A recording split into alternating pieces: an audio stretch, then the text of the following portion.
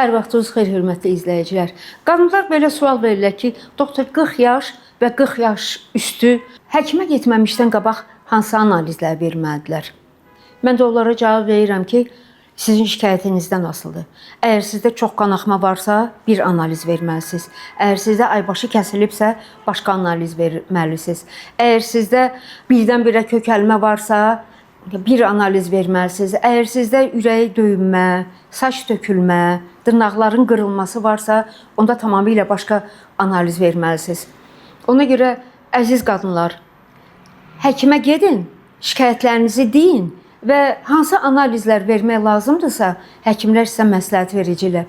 Öz başınıza əlavə nə xərcə düşün, nə də stressə düşüb analizə getməyin. Həkimə gedəndə mütləq ac vəziyyətdə gedin.